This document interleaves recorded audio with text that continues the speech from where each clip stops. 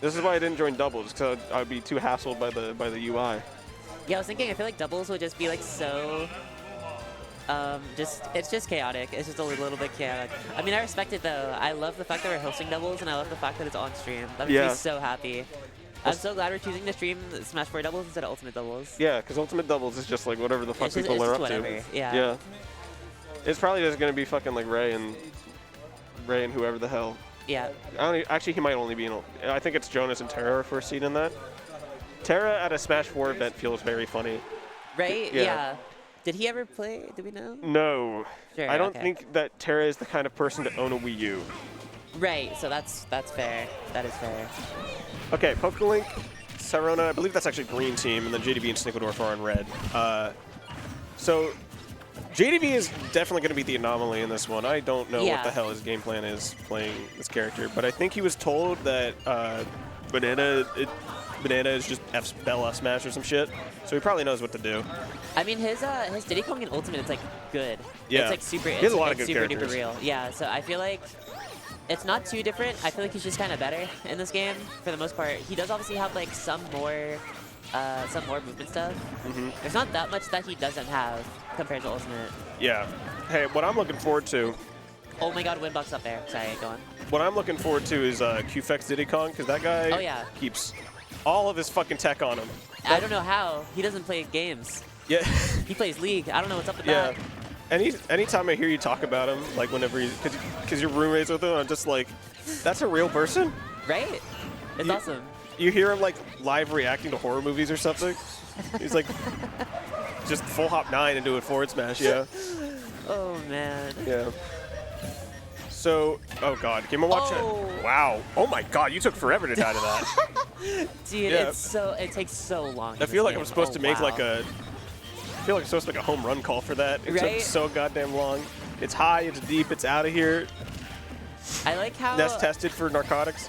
I think it's funny. I feel like JDV has just been like a pretty solid teammate so far. Yeah. And I don't really know what else necessarily to say. This is like so.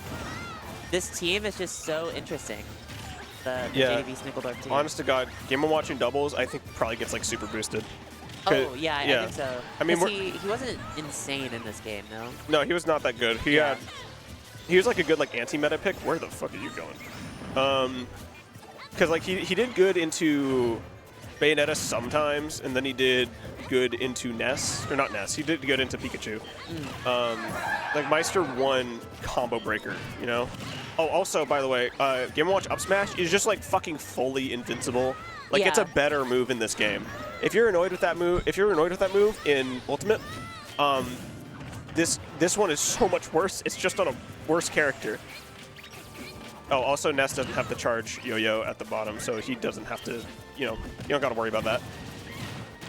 Oh, good combo. Wow, just doing, okay, 3-hit. I respect getting the Ness off stage there. When does up smash kill? I feel like it's now. I feel like it's so much earlier in this game. I could be crazy. Just in general, Diddy Kong still confirms like up air being like viable at like genuinely like 120, just killing off the top. You still do have to grab people like on a platform or whatever. Sure. But yeah, after that nerf, it was just like fine. Yeah, I mean, these are some pretty high percents all around, except for somehow Snickeldorf. But if you do one thing right as Rosa, I'm sure you can probably get this guy. It's true, Rosa. Like Luma just killing so early in this game is another thing. There are just so many things that kill so early, and I'm just trying to like remember everything because there's so much to remember, genuinely. It is, yeah. You see how Snickeldorf just didn't throw to his teammate? Yeah. By the way, guys, doubles combos in Smash 4 way fucking easier. Oh yeah. The way that knockback works, the fact that it's like a lot less balloony means that you can just kind of do it. Where the? Whoa! What Wait, do it. Ah. Yeah, okay, that was the win box of, I think, Trampoline from, oh, right, yeah. I was like, how did... Bro was going to the next fucking planet. Oh, it came out as dash attack instead of up smash. Oh, yeah, you have to jump cancel for your up smashes now. Wait, why is this winnable? He's playing Rosa. I mean, you don't have a Luma right now. That's the problem. But Luma is so much more durable in this game that, like, honestly, it's fine if you're off stage. Oh, unlucky. Okay. Factor number 2, I guess that I'm bringing up now. Battlefield, entire geometry is fucking horrid. Yeah. If you look at any stage that's like Battlefield or FD inspired in Ultimate, like if they're the Omega versions of Battlefield, they all have like this pretty consistent shape to them. They're all like a reverse trapezoid. Yeah. Not Battlefield in this game. If you look at any stage visualizer for the hitboxes on Battlefield, you'll look and you see the right side is just like this ugly bundle of lines. It's just a thing. There are so many places for you to get trapped. Yeah. Everything that you see down there is like real geometry you can collide with. So there is a tactic in Cruel Smash which forces you to play on Battlefield or like Battlefield FD version or whatever, where you play Lucina and you go to the right side of the stage and you up B. And the reason you go to the right side of the stage is because the geometry does not work out on the left side of the stage so that your up B doesn't like snap through the stage, which was so dumb. Oh my god, I forgot about this. Yeah, so they didn't have music selection in this game. They had my music that you could pick from here. Of course, it is still way slower because you have to turn off every single music track except the one you want. I remember commentating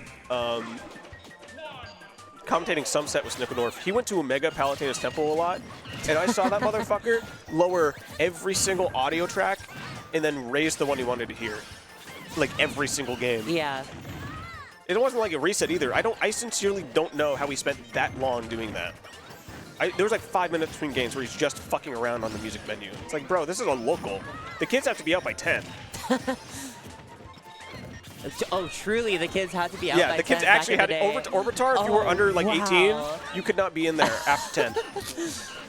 Unless you were like still in bracket. No, not even if you were still in bracket. No, people used to get kicked out. Yeah, we had to split a pot 5 ways because the top 5 was just like Ludo, Moxie, Pokepen, JoJo, and then Shinko was the only person over 21. So he just, you know, he probably should have just taken the money, but like he had to split it 5 ways. Yeah.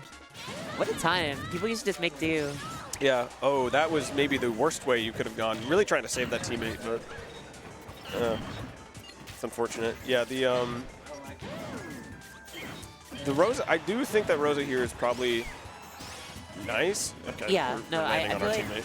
having some kind of early kill here is pretty good, especially considering how light like Game Watch is and how relatively light Diddy is. Yeah, honestly, Cyrrona never struck me as like the I'm going to kill you at 4 kind of Rosa. I think he was just like, he was a big fan of just puppeting characters. Yeah. Oh, well, speaking of which, yeah, not to say he won't try if given the opportunity, but... You know, I mean, if he had a Luma, that might have been death if it was like Luma only. Yeah, because I mean, like fucking Rage in this game is insane. Yeah. I think that's the thing that everyone remembers. Oh, down tilt win box? Yeah. Why does he have 3 win boxes? Yeah, Game & Watch has so many goddamn win boxes. He has it on down tilt, up air, up B. Oh my god, that was a scramble. Read. That was crazy. Yeah. Yeah, Jose is interesting as a Pac-Man player because like he doesn't do. Oh, are you dead? Wow. Why did barrels do that? That looked really weird. I feel like I just saw the barrels like tumble. Yeah, that was strange. Yeah. What was I going on about? It was yeah. JDV as a player is interesting because like he doesn't do a whole lot of stuff that like Pac-Man specifically does. Like he has the punish game down for sure. He likes the Ginkgo combo or whatever where you like hit a Galaxian and someone explodes. Good job, Snickeldorf, for just 5ing anywhere and it happened to hit your teammates. Really lucky it didn't get a 9 that time. But like what ends up happening is that JDV is like a player that just like can read the shit out of you. Like he's very down to just read your defensive option and then punish you for that, and I think that's something that probably works out for you really well in Smash 4. Yeah. We're looking at 143. Yeah, I mean this team is holding together much better than it did in Game 1. I think look at how long they're holding on to these stocks for. Again. You know, I like the optics so far of this team. I feel like Dreamland's a really good counter pick here.